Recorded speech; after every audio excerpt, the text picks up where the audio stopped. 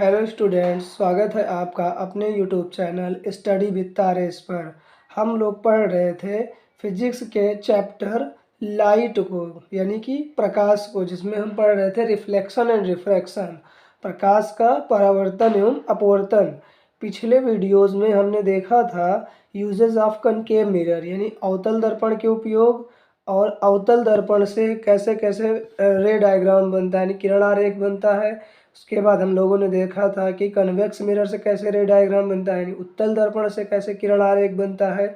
आज हम लोग उसके आगे का पार्ट लेकर आए हैं, जिसमें देखना है हमें उत्तल दर्पण के उपयोग। तो उत्तल दर्पण के उपयोग कहाँ किए जाते हैं, यानी कन्वेक्स मिरर का यूज़ हम कहाँ पर करते हैं। तो जैसा कि हमने बताया था, जो कन्वेक्स मिरर होता है, यानी कि आपका जो उत्तल दर्पण होता है, उससे हमेशा कैसा इमेज फॉर्म होता है, वर्चुअल एंड इरेक्ट। वर्चुअल मतलब आभासी, आभासी, इरेक्ट मतलब सीधा, और डिमिनिश इमेज फॉर्म होता है। सीधा होता है, आभासी होता है, और कैसा होता है, आभासी और छोटा प्रतिबिंब बनता है, यानी कि erect, virtual and diminished image. इस तरीके का इमेज फॉर्म होता है, जिससे हम क्या कर सकते हैं, इस मिरर की हेल्प से जो भी पीछे की ऑब्जेक्ट हैं उनको हम क्या कर सकते हैं, अपने व्हीकल्स में, अपने वाहन में क्या कर सकते हैं, पीछे से आने वाले ऑब्जेक्ट को हम आसानी से देख सकते हैं। तो इस पर्पज़ से अगर हम यूज़ करें तो इसका फर्स्ट यूज़ हो जाता है एज अ साइड मिरर। किसी भी व्हीकल्स में, किसी वाहन में हम इसको किस रूप में उपयोग करते हैं, पश्च दृश्य दर्पण के रूप में, रियर। इस मिरर से हम क्या कर सकते हैं, जो हमारे पीछे की ट्रैफिक है, जो यातायात है, उसको हम आसानी से अपने मिरर में देख सकते हैं और सेफ ड्राइविंग कर सकते हैं। तो इसलिए क्या है, इसका पहला यूज़ क्या है, रियर व्यू मिरर के रूप में, यानी कि पश्च दृश्य दर्पण के रूप में। दूसरा यूज़ क्या हो जाता है इसका, दूसरा यूज़ है स्ट्रीट लाइट्स में, जो गलियों में लाइट्स लगी होती हैं, उसमें क्या होता है, इस मिरर को रिफ्लेक्टर के रूप में, परावर्तक के रूप में उपयोग किया जाता है। यदि हम इसके फोकस यहाँ पे अगर कोई लाइट लगा देते हैं यहाँ पे, तो यहाँ से जो चलने वाली प्रकाश किरणें होंगी वो क्या होती हैं, इससे स्ट्राइक करने के बाद क्या होती हैं, इस तरीके से वाइड एरिया में क्या हो जाती हैं, रिफ्लेक्ट हो जाती हैं। मतलब बड़े से क्षेत्रफल में क्या होती हैं, ये लाइट्स ऐसे रिफ्लेक्ट हो जाती हैं। तो इसको हम एज अ रिफ्लेक्टर यूज़ करते हैं, यानी इससे क्या होता है, जो स्ट्रीट लाइट लगी होती हैं वो दूर तक का एरिया कवर करती है, प्रकाश जो है दूर के क्षेत्र तक फैल जाता है। तो इसको हम as a reflector street light में यूज़ करते हैं, परावर्तक के रूप में। तीसरा यूज़ है, तीसरा क्या यूज़ है इसका, तीसरा यूज़ है आपका सन ग्लासेज में। सन ग्लासेज जो चश्मे होते हैं उसमें इसका यूज़ होता है। अगला है टेलीस्कोप। टेलीस्कोप यानी दूरदर्शी में भी इसका उपयोग होता है। तो ये क्वेश्चन नॉर्मली पूछ लिया जाता है कि उत्तल दर्पण और अवतल दर्पण के 2 उपयोग, 3 उपयोग ऐसे पूछ लेता है 2 से 3 नंबर में। तो ये आपका हो गया। अगला टॉपिक है आपका, अगला टॉपिक आपको पढ़ना है साइन कन्वेंशंस फॉर रिफ्लेक्शन, यानी परावर्तन के लिए कुछ चिन्ह परिपाटी के नियम होते हैं, उन्हें पढ़ना है, जिससे आपको न्यूमेरिकल सॉल्व करने में आसानी हो। तो न्यूमेरिकल क्वेश्चन, अब ज़्यादातर क्वेश्चन इसमें से आता है लाइट चैप्टर से, तो इसे हमें समझना बहुत ही इम्पॉर्टेंट है। अगर हम इसको नहीं समझेंगे तो हम जो साइन कन्वेंशन को अगर नहीं फॉलो करेंगे तो हम गलत सलत मान लिखेंगे, उसका चिन्ह जो है हम गलत लिखेंगे, तो हम न्यूमेरिकल कभी भी सॉल्व नहीं कर पाएंगे, उससे रॉन्ग हो जाएगा न्यूमेरिकल। तो इसको समझना ज़रूरी है। ये जैसे आपका स्फेरिकल मिरर बना हुआ है यहाँ पे, और ये क्या है, इसकी प्रिंसिपल एक्सिस है, ये मुख्य अक्ष है इसकी। अब यहाँ पे हमने आपको बताया था जो पोल होता है, ध्रुव होता है, इसके राइट साइड की जो भी डिस्टेंस होती है पोल की, उसको किस में लेते हैं, हम प्लस में लेते हैं, पॉजिटिव वैल्यू ली जाती है।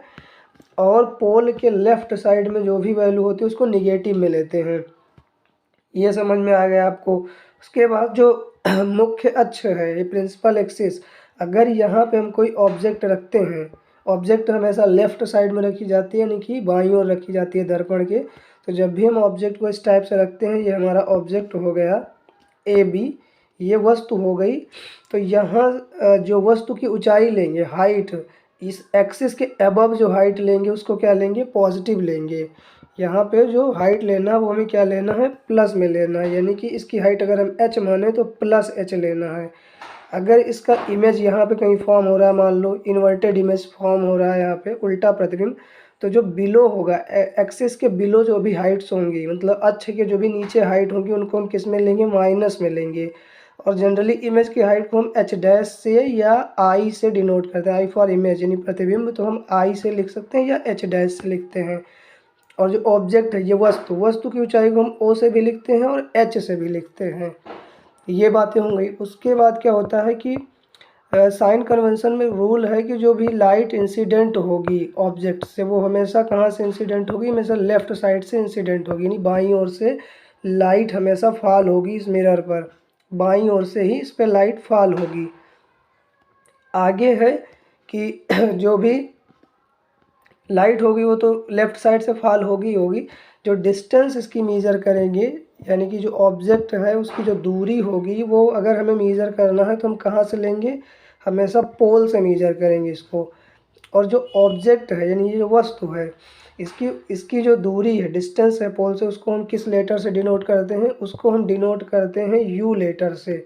और ऑब्जेक्ट की जो डिस्टेंस होती है यू, वो हमेशा क्या होती है, निगेटिव ही ले जाती है। कभी भी न्यूमेरिकल सॉल्व करेंगे तो वहाँ पे वो वैल्यू पॉजिटिव निगेटिव लिख के नहीं देगा, हमें खुद से ही समझना है वो चीज़ कि जो भी ऑब्जेक्ट होती है हमेशा लेफ़्ट साइड में होती है, इसलिए हम हमेशा जो ऑब्जेक्ट की डिस्टेंस है वो हमेशा निगेटिव यानी माइनस में लेंगे। अब अगर इमेज कहीं पे बना हुआ है, मान लो कि ये इमेज है, इसका प्रतिबिंब है, तो जो प्रतिबिंब की दूरी होगी, इमेज की जो डिस्टेंस होगी उसको हम पोल से मेजर करेंगे, तो उसको हम किस लेटर से लिखते हैं, उसको हम वी लेटर से लिखते हैं। तो वी क्या होता है, इमेज की डिस्टेंस होती है, वी जो है वो इमेज की डिस्टेंस है, यानी कि प्रतिबिंब की दूरी है। प्रतिबिंब की दूरी डिपेंड करती है कि जो इमेज है वर्चुअल है या रियल है। अगर रियल इमेज होगा तो वो मिरर से हमेशा क्या होगा, लेफ्ट साइड में बनेगा, जैसे कि ये बना हुआ है।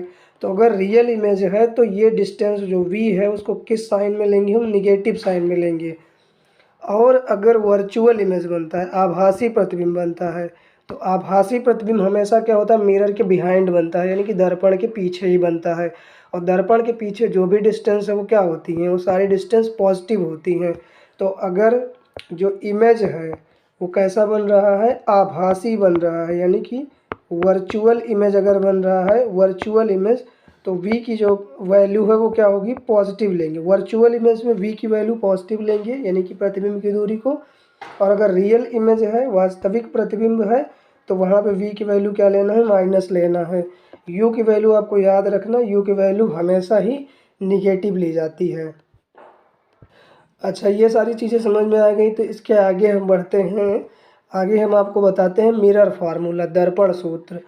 अब ये मिरर फार्मूला होता है 1/f is equal to 1/v plus 1/u। ये कहाँ से आया, इसको अभी आपको नहीं पढ़ना है यहाँ पर फ़िलहाल। इसका डेरिवेशन यहाँ 10th लेवल पे नहीं है, आपको पहले था ये 10th लेवल पर, लेकिन इसको आपको 12th लेवल पे पढ़ना है। इसको फिजिक्स में आप 12th में पढ़ेंगे कि ये फार्मूला कैसे डेराइव किया गया है। अभी केवल हमें न्यूमेरिकल पर्पज से इसको लर्न करना है, यानी कि हमें जो भी आंकिक प्रश्न हल करने हैं जो बोर्ड एग्जाम में पूछे जाते हैं, तो उसमें हमें ये याद रखना है कि मिरर फार्मूला ये होता है। अब इसमें सारी चीज़ें हम आपको बता ही चुके हैं। v क्या होता है, प्रतिबिंब की दूरी होती है। v क्या है, प्रतिबिंब की पोल से यानी ध्रुव से दूरी होती है, इमेज की डिस्टेंस होती है ये। और ये जो u है, u क्या होती है, u जो होती है वो वस्तु की दूरी होती है, यानी ऑब्जेक्ट डिस्टेंस होती है ये फ्रॉम पोल, वस्तु की दूरी ध्रुव से। और तीसरा क्या है आपका, तीसरा है फोकस दूरी, फोकल लेंथ। फोकल लेंथ होती है, ये आपको पता ही है, पोल से लेकर फोकस तक की जो डिस्टेंस होती है, जैसा कि ये पोल है और ये फोकस है, तो यहाँ के बीच की जो डिस्टेंस होती है उसी को हम क्या कहते हैं, फोकस दूरी कहते हैं, यानी फोकल लेंथ कहते हैं। अब फोकल लेंथ हम बता चुके हैं आपको। अगर वो कनकेव मिरर होगा तो क्या होगा, अगर कनकेव मिरर होगा तो निगेटिव मिलेंगे फोकल लेंथ, फोकस दूरी को। अगर कन्वेक्स मिरर होगा यानी उत्तल दर्पण होगा, उत्तल दर्पण कन्वेक्स मिरर, तो जो फोकल लेंथ है वो हमेशा पॉजिटिव में ली जाती है। अब आगे हम आपको डिस्कस करेंगे, अगली वीडियो में डिस्कस करेंगे लीनियर मैग्नीफिकेशन, यानी कि रेखीय आवर्धन क्या होता है। तो यहाँ तक हम लोगों ने इस वीडियो में देखा है। वीडियो ज़्यादा लॉन्ग न हो जाए इसलिए हमने ये वीडियो ज़्यादातर छोटी बनाने की कोशिश की है। इसको आप लोग अच्छे से देख लीजिए, अच्छे से पढ़ लीजिए, यहाँ से क्वेश्चन बोर्ड एग्ज़ाम में बनेगा। तो अगर अभी तक आपने हमारे वीडियो को लाइक नहीं किया तो प्लीज़ वीडियो को लाइक कीजिए, चैनल को सब्सक्राइब कीजिए, और अगर पहले से सब्सक्राइब कर लिया है तो अच्छी बात है। आपको इस चैनल पर जो भी बोर्ड एग्ज़ाम के मटेरियल हैं, जो भी स्टडी मटेरियल हैं, वो इस चैनल पर प्रोवाइड किए जाते रहेंगे।